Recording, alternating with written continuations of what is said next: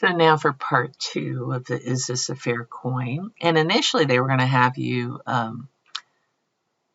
copy what you had before, and we were going to create a whole new dot plot. But one thing we realized is that we could just replace the numbers. So for example, here, 20, that was right there.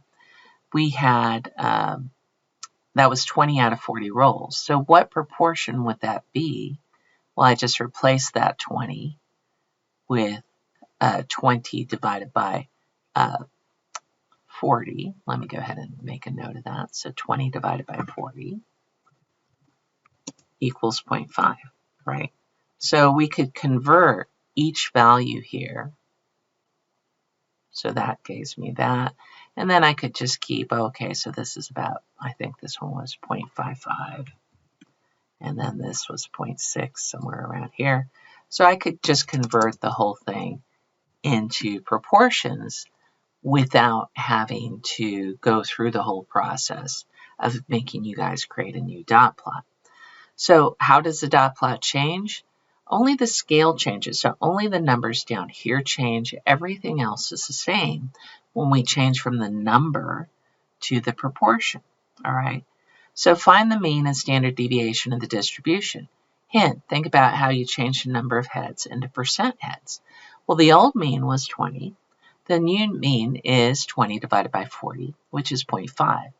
The old standard deviation was 3.16. The new standard deviation for a proportion is 3.16 divided by 40, 0.079. So that's my new model. Okay, so the important ideas are that the formula for the mean is just the proportion. So often it's just copying down the decimal value of the proportion. And the standard deviation has this more of a divide by n than the multiply by n that we had up here, right? So the formula for standard deviation changes. We still have the large accounts condition, which we talked about before. And so let's go ahead and look at this check for understanding. The Gallup poll asked a random sample of 1,785 adults whether they attended church during the last week. Let P hat be the proportion of people in the sample who attended church. A newspaper report claims that 40% of all U.S. adults went to church last week. Suppose this claim is true. So we're going to calculate the mean and standard deviation of the sampling distribution of P hat. And, oh, I did not interpret the standard deviation, so I better add that in. All right. So for proportions, it's important to remember that the mean is 0.40, right? So we just take this proportion up here. Let me go ahead and highlight it. That's our proportion. And then to calculate the standard deviation, I take that 0.4 times 1 minus 0.4 divided by the sample size. So let me make a note that this is n. So there's n right there. Pretend that's an n. And that's p.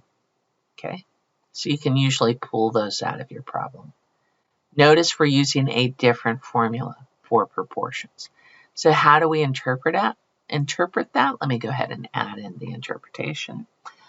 The proportion of people attending church in a survey will typically vary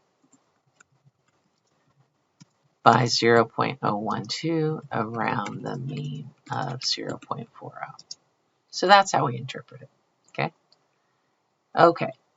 Justify that the sampling distribution is approximately normal. So when we're trying to do the normal shape, we just have to check the large accounts condition, which is, are my successes and my failures both at least 10? So I can probably edit this a little better. So this is the large accounts condition. And both are at least 10. So condition is met. All right. I'll put an enter there. So there you go. So we can justify it's approximately normal. Now that we know it's approximately normal, we have a model. The mean is 0.4. The standard deviation is 0.12. And so I just put this, see, there it is in my stapplet right there.